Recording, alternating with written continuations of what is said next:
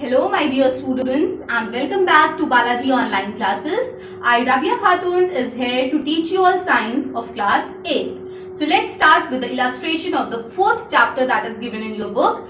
The name of the chapter is metals and non-metals. So basically all the elements that are surrounding us are basically classified into 3 types, that are metals, non-metals and metalloids. ठीक, तो जितने भी elements हमारे around हैं उनको 3 categories में divide किया जाता है, मेटल्स, नॉन मेटल्स और मेटलॉइड्स. मेटल्स जो होते हैं they are basically hard and they have lustre और they are shiny and the examples are copper, sodium, silver ले सकते हैं, गोल्ड ले सकते हैं. There are many types of metal.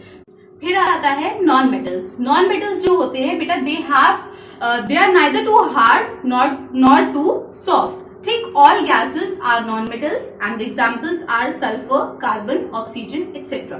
ठीक, then the third one is metalloids. Metalloids में क्या होता है? They have the property of metals as well as of non-metals. Now we'll study the physical properties of metals and non-metals. बेटा अलग अलग दोनों दिया गया है, हम लोग साथ में पढ़ेंगे ताकि हम लोग डिफरेंसेस समझ पाए कि क्या डिफरेंसेस हैं मेटल और नॉन मेटल की फिजिकल प्रॉपर्टीज में. सबसे पहला है फिजिकल स्टेट. तो फिजिकल स्टेट की बात करें तो metals are hard while non metals are hard also, soft also. मतलब दे हैव वैरायटी की, हार्ड भी हो सकते हैं, सॉफ्ट भी हो सकते हैं.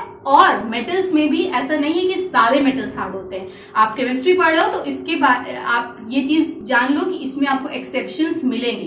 तो हार्ड की अगर बात करें तो मरकरी जो होता है that is a metal but it is not hard. So you will get exceptions in each and every point. ठीक, the second one is colour. तो मेटल्स जो होते हैं वो सिल्वरी ग्रे होते हैं and they shine while non metals are available in variety of colours. The third one is appearance. Metals shiny होते हैं while non-metals are dull. The next one is hardness.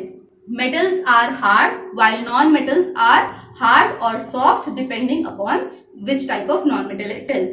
Next is tensile strength. Tensile strength मतलब होता है कि metals जो होते हैं उनको longitudinally stress किया जा सकता है. मतलब metals की जो tensile strength होती है वो high होती है, whereas the property of tensile strength of non-metals is low. The next one is malleability. Malleability एक ऐसी प्रॉपर्टी होती है जिसमें metals can be beaten into sheets. ठीक, तो metals malleable होते हैं और non-metals malleable नहीं होते हैं, मतलब they cannot be beaten into sheets. Next property is ductility. Ductility is the property in which the metals can be drawn into wires.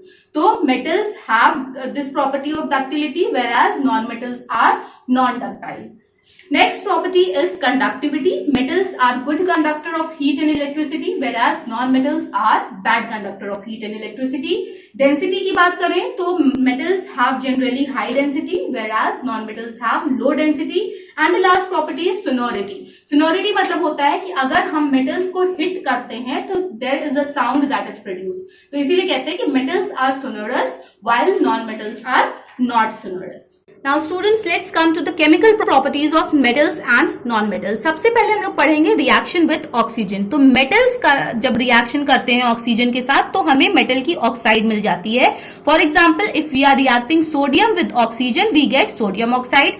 Magnesium with oxygen, we get magnesium oxide. Copper with oxygen, we get copper oxide. Gold is a metal, but it does not have any reaction with oxygen. Next comes the non-metal. Non-metal में जैसे nitrogen ले लिया तो nitrogen को oxygen से react करेंगे तो nitrous oxide भी बनता है विच इज न्यूट्रल.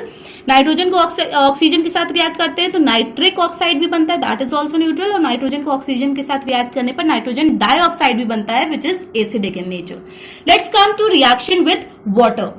वाटर के साथ जब मेटल का रिएक्शन करते हैं तो सोडियम को जैसे वाटर के साथ रिएक्ट किया तो सोडियम हाइड्रोक्साइड बनता है और हाइड्रोजन गैस रिलीज होती है और ये एक विगरस रिएक्शन होती है. मैग्नीशियम को हाइड्रोजन के साथ रिएक्ट किया, वाटर के साथ रिएक्ट किया तो मैग्नीशियम ऑक्साइड बना और वाटर बना. नॉन मेटल्स वाटर से रिएक्ट नहीं होते हैं, they are however reactive in air. Air से रिएक्ट कर जाते हैं बट वाटर के साथ रिएक्टिव नहीं होते हैं. Next come reaction with acids. Acids के साथ जब मेटल्स को रिएक्ट करते हैं तो they form their particular salt and the hydrogen gas is released. Sodium को HCl के साथ किया तो सोडियम क्लोराइड बना और हाइड्रोजन बना. मैग्नीशियम को हाइड्रोक्लोरिक एसिड के साथ किया तो मैग्नीशियम क्लोराइड बना और हाइड्रोजन बना. नॉन मेटल्स को जब करते हैं तो उसमें हाइड्रोजन गैस रिलीज नहीं होती है. उसमें सल्फर को नाइट्रिक एसिड के साथ किया तो सल्फ्यूरिक एसिड बना, नाइट्रोजन डाइऑक्साइड बना, वाटर बना, हाइड्रोजन गैस रिलीज नहीं हुई.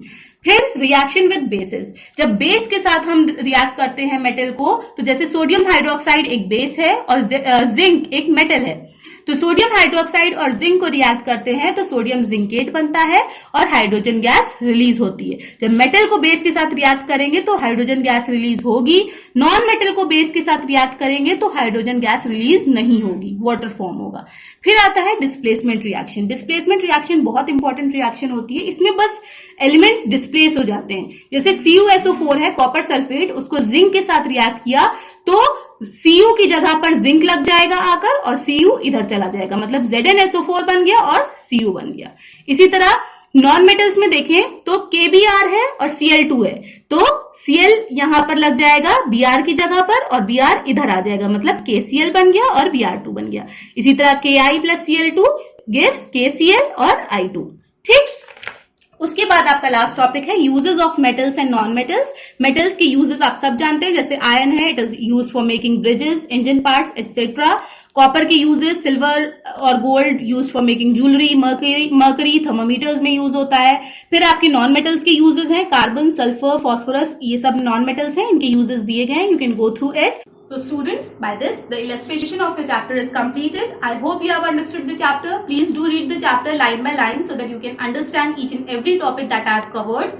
The notes of this chapter you will get on School Mitra. Please download it from there and write it in your science copies.